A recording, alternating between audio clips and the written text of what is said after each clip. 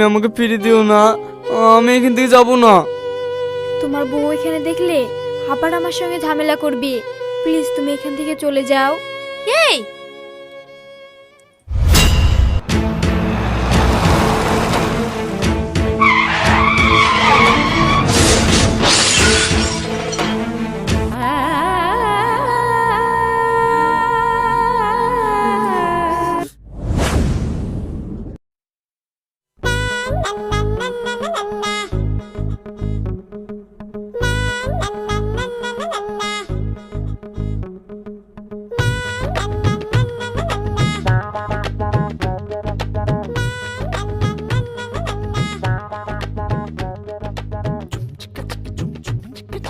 বুলা ভাই, তোমাকে কি দিব? ভাবি আমাকে একটা লাউ দাও। কিরা হাসি, সব খরিদ্দারি তো তোর দোকানে, সব মাল বিক্রি হয়ে গেল। আমার দোকানে মনে হয় আজও একটা মাল বিক্রি হবে না। প্রতিদিনকার মতন আজও মনে হয় লস খাবো। আরে শাকিল ভাই, তুমি কোনো চিন্তা করো না, তোমার ঘরে যা যা মাল আছে সব আমার ঘরে রেখে যাও, আমি তোমার মালগুলো বিক্রি করে তোমার টাকা দিয়ে দিচ্ছি। সত্যি বলছিস? হ্যাঁ গো ভাই। সত্যি রে, তোর মতন মেয়েই হয় না। ঠিক আছে ঠিক আছে, অত প্রশংসা করতে হবে না, তাড়াতাড়ি মালগুলো রেখে যাও। ঠিক আছে।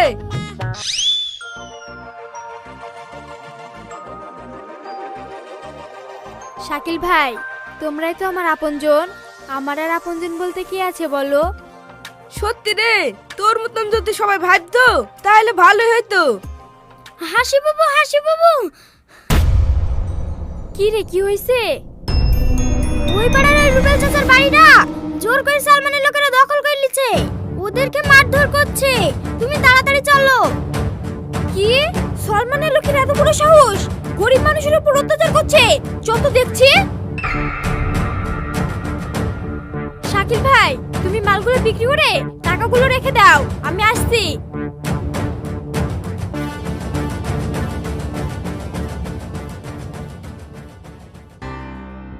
শাকিল ভাই, ওই মেয়েটা সবার বিপদ আপদে ঝাঁপিয়ে পড়ে, ওর ফ্যামিলি লোক কি কিছু বলে না? না ভাই, ওর আপনজন বলতে কেউ নাই। ও ছোট থেকে অনাথ। ওর জন্মের পর একটা অ্যাক্সিডেন্ট হয়ে ওর আব্বু মা মারা যায়। তাহলে ও যে ব্যবসা করে এত টাকা ইনকাম করে, সেটা করে কি? ভাই, ও যে ইনকাম করে গ্রামের যত দরিদ্র মানুষ আছে সবার মাঝে বিলিয়ে দেয়। ও নিজের জন্য কিছুই রাখে না। হুম, বুঝলাম। দাও ভাই, 2 কেজি পটল দাও। ঠিক আছে।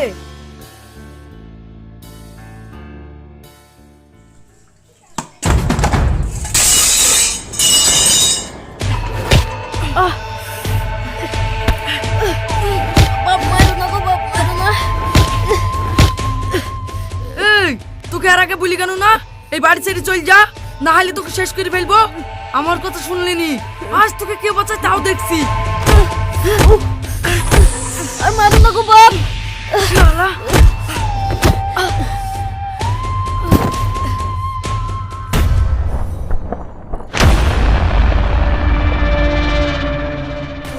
হাসি তুই? হ্যাঁ আমি। চাচা উঠো। চাচা, তুমি চিন্তা করো না, এখান থেকে তোমাকে কেউ বার করতে পারবে না। দেখাসি, তুই আমাদের সব কাজে বেশি নাক গলাবি নি, না হলে কিন্তু খুব খারাপ হবে। এই জমি সলমান ভাইয়ের দখলে আছে, ভাই এখানে পার্টি অফিস করবে। এই জমি রুবেল চাচার, যতক্ষণ আমি আছি এখানে কোনো পার্টি অফিস হতে দেব না। তোদের পার্টি অফিস বানানোর প্রয়োজন হলে বড় লোকদের অনেক জমি জায়গা আছে, সেখানে গিয়ে কর, কিন্তু গরিবদের উপর অত্যাচার আমি কখনোই হতে দেব না। তাই নাকি? এই মারো কে?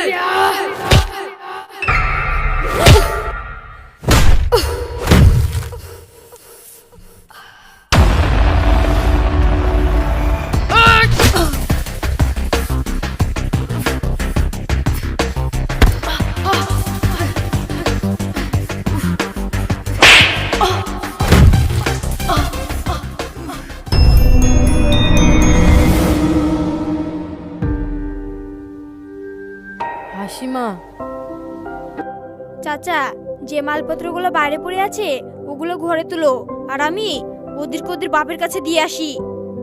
মা, তোমার লাগেনি তো? না চাচা, তোমাদের দোয়া থাকলে আমার কিছু হবে না। এই নূরজাহান, যা চাচার মালগুলো তুলে দে। ঠিক আছে বুবু। এই উঠ, উঠ, যা।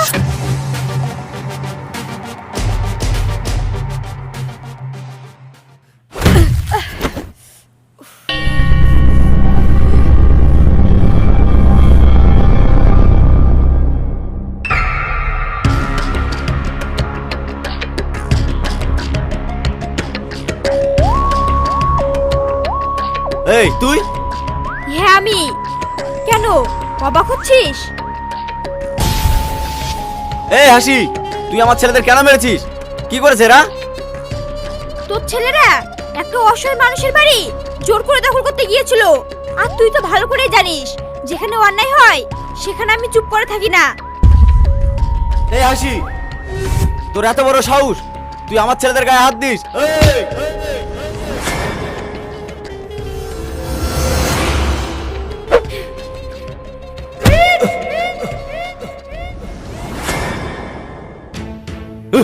হাসি, এই কাজটা কিন্তু তুই ঠিক করলি নি। চুপ, একদম চুপ। শোন সালমান, লাশবারের মতো বলে দিচ্ছি, তোর পোষা কুত্তাদের যেন আমার অঞ্চলে আর না দেখি, না হলে নাগা বাহিনী মতো তোর কুত্তাদের আমি খেয়ে নেব। কথাটা ভালো করে তোর কুত্তাদের বুঝিয়ে দিস।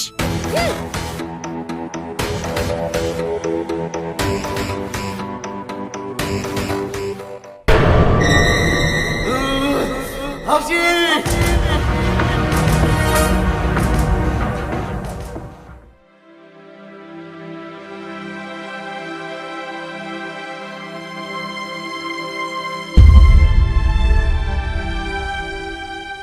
তুমি এইখানে?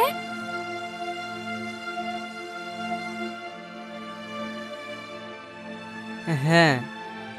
তুমি কেন এসেছো এখানে? আবার আমাকে কথা শোনাবে?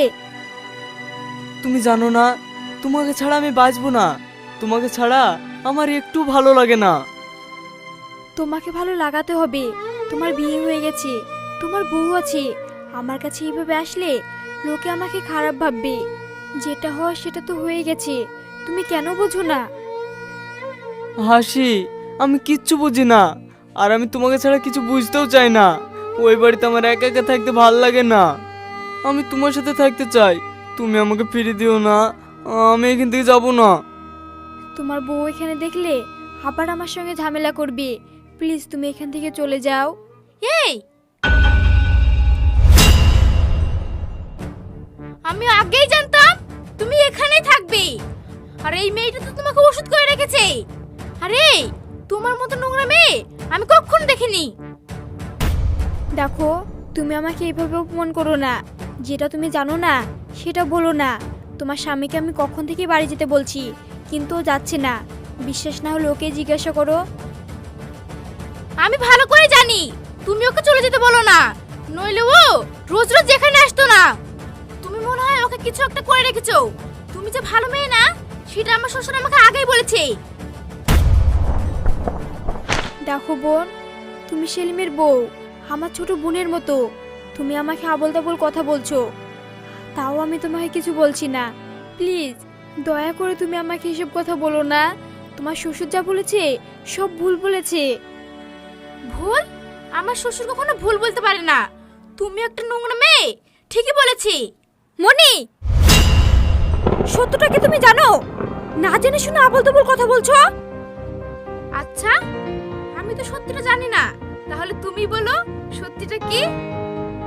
শোনো তাহলে, তোমার শ্বশুর শাশুড়ি একদিন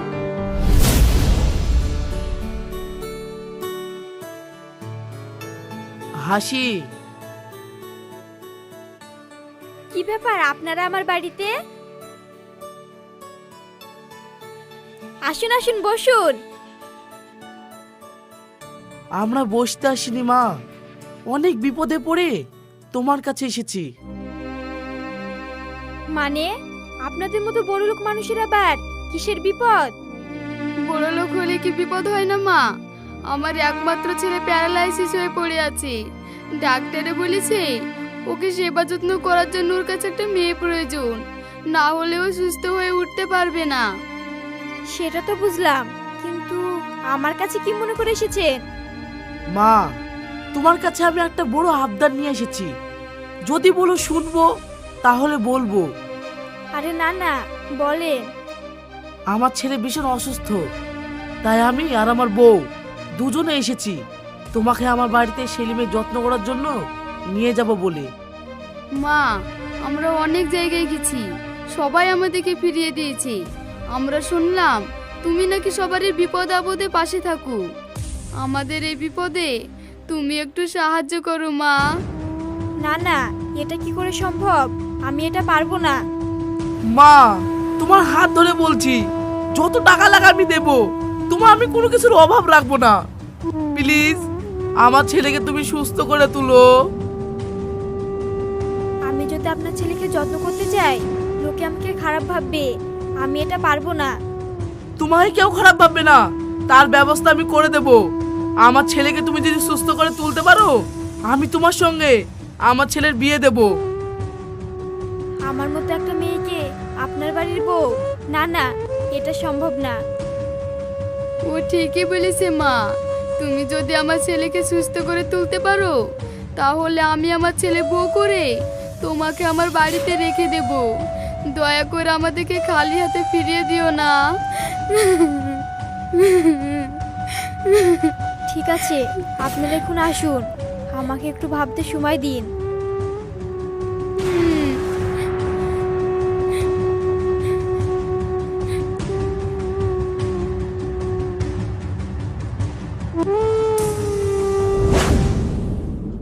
অনেক যত্ন করে, অনেক কষ্ট করে সেলিমকে আমি সুস্থ করে তুলি। তোমার শ্বশুরের কথা মতো আমি ওকে আমার স্বামী হিসেবেই সেবা যত্ন করেছি।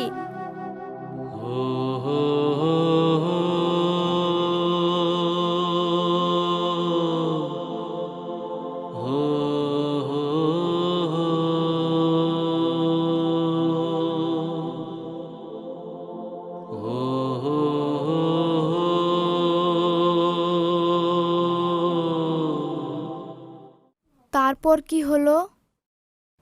তারপর একদিন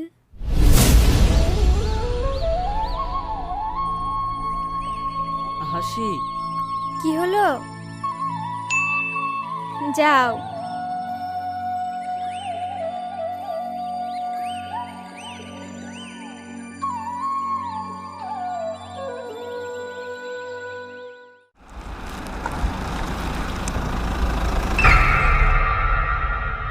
ভাই, ওই দেখো হাসি। দেও পিসি, আমাদের গায়ে হাতিয়া ওর কোনো অস্তিত্বই রাখবো না। তুই ঠিকই বলেছিস।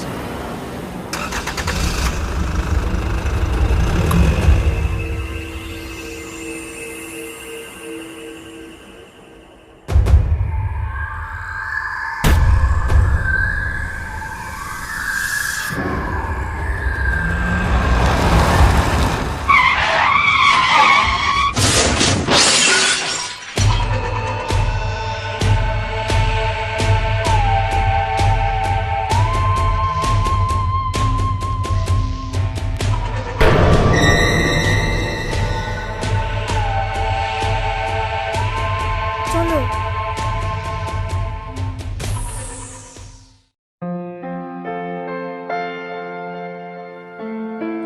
আঙ্কেল, আপনার সঙ্গে আমার কিছু কথা আছে। হ্যাঁ বলো। সেলিম তো সুস্থ হয়ে গেছে, এবার আমার কথাটা যদি একটু ভাবতেন। হ্যাঁ, আমি সে তো ভেবে রেখেছি। ওগো, আলমারিতে 2 লাখ টাকা আছে, ওই টাকাটা তুমি হাসিকে দিয়ে দাও, ও অনেক পরিশ্রম করেছে। ঠিক আছে। আঙ্কেল, আমি টাকার কথা বলছি না। আপনি যে বলেছিলেন সেলিম সুস্থ হয়ে গেলে ওর সঙ্গে আমার বিয়ে দিবেন, আমি ওই কথাই বলছি। কি? তুমি ভাবলে কি করে তোমার মতন একটা বাজারে মেয়েকে আমার বাড়ি বউ করে নিয়ে আসবো? তুমি যা করেছো তার জন্য কিছু টাকাই যথেষ্ট। এর বিনিময়ে আমার ছেলের সাথে বিয়ে দিতে পারবো না। এই, তুমি এসব কি বলছো? তুমি ওকে কথা দিয়েছিলা আর তোমার হয়ে আমি ওকে কথা দিয়েছি, আর তুমি এখন এরকম করছো? চুপ করো তো। সব কথা দিয়ে কথা রাখতে হবে তার কোনো মানে আছে? আর ওর সাথে আমার ছেলের বিয়ে দিয়ে আমি আমার সমাজে মুখ দেখাবো কি করে? যাও, ঘর থেকে টাকাটা এনে ওকে দিয়ে দাও, চলে যাক। আর ওকে আমার বাড়িতে কোনো প্রয়োজন নেই, আমার ছেলে সুস্থ হয়ে গেছে। থাক, আপনার ছেলের সঙ্গে আমার বিয়ে দিতে হবে না, আর আমার টাকারও প্রয়োজন নেই। একটা কথা মনে রাখবেন, আপনার অনেক টাকা থাকতে পারে, কিন্তু ওই হাসিকে কখনোই টাকা দিয়ে কিনতে পারবেন না।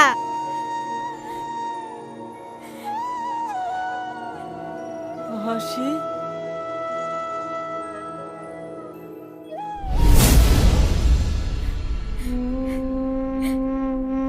আমার শ্বশুর এতটা বাজে মানুষ, আমি না জেনে তোমাকে অনেক খারাপ কথা বলে ফেলেছি। বোন, তুমি আমাকে ক্ষমা করে দাও। আরে না না, সেদিনকার কষ্টের কাছে এটা কিছুই না। যাও, ওকে নিয়ে যাও। না না, আমি যাব না। হাসি, আমি তোমাকে ছাড়া বাঁচবো না। আমি ওর সাথে যাব না। না, আমি যাব না। যাও, আসো। না, আমি যাব না। হাসি, চলো তো। হাসি।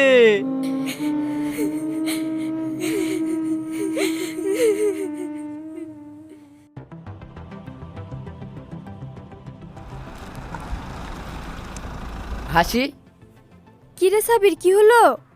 ছেলে মনে আর বাঁচবে না, ওর বিরাট খারাপ অবস্থা, ওকে হসপিটালে নিয়ে গেল। হ্যাঁ, কি বলছিস? কখন হাসপাতালে নিয়ে গেল? এর তো একটু আগে বাড়ির সবাই কাঁদতে কাঁদতে হসপিটালে নিয়ে গেল।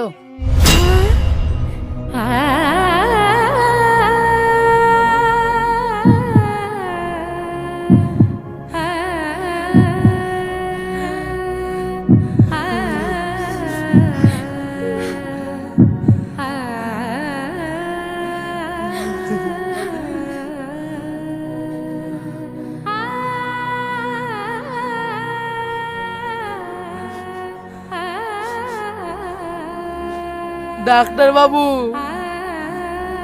আপনি আমার ছেলেকে বাঁচান, যত টাকা লাগে আমি দেব। দেখুন, পেশেন্টের অবস্থা খুবই খারাপ, ওনার হার্ট ব্লক হয়ে গেছে, ওনাকে কোনো রকম ভাবে বাঁচানো সম্ভব নয়।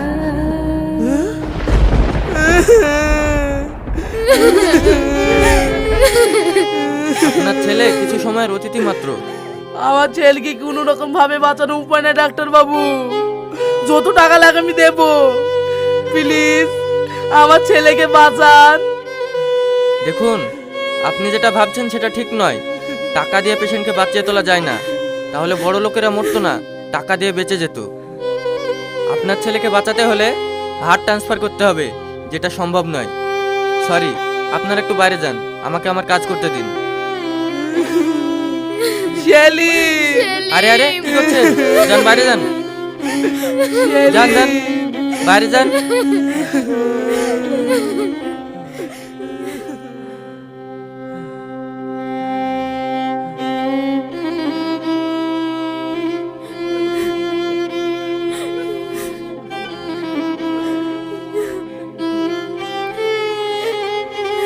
এ কি, আপনারা কান্না করছেন কেন? আপনাদের পেশেন্ট এখন সুস্থ।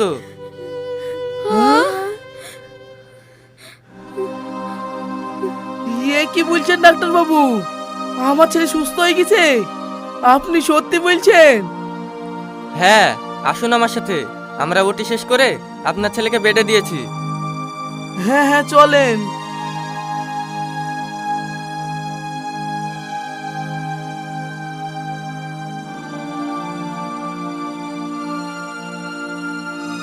সেলিম, সেলিম, ডাক্তার বাবু, আপনি যে বলেছিলেন আমার ছেলে সুস্থ হবে না, দেখেছেন আমার ছেলে সুস্থ হয়ে গেছে। আলহামদুলিল্লাহ, আল্লাহ তোমাকে অনেক শুকরিয়া।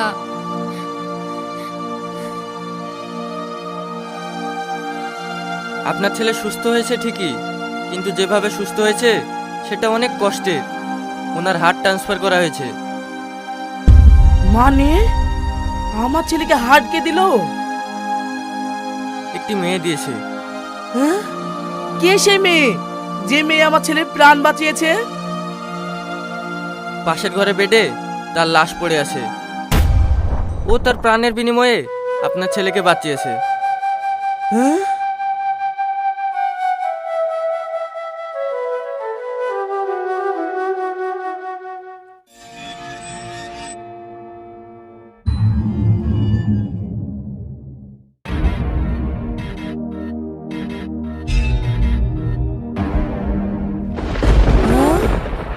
হাসি,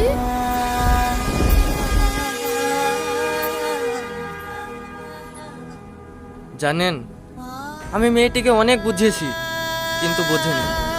এত করে জিজ্ঞাসা করার পর কি বলছিল জানেন?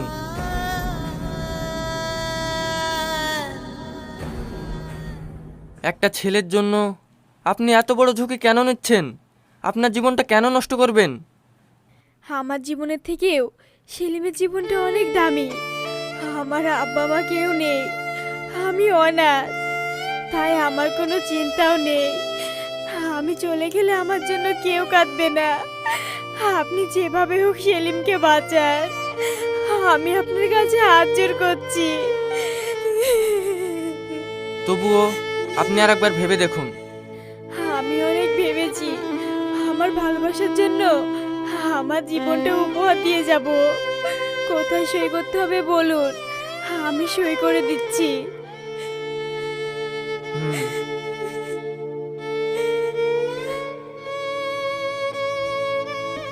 হাসি, ওর এই ভালোবাসার জন্য এত বড় ত্যাগ আমি কখনো কাউকে করতে দেখিনি।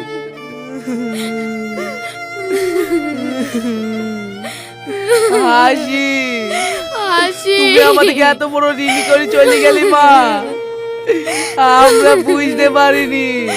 হাসি।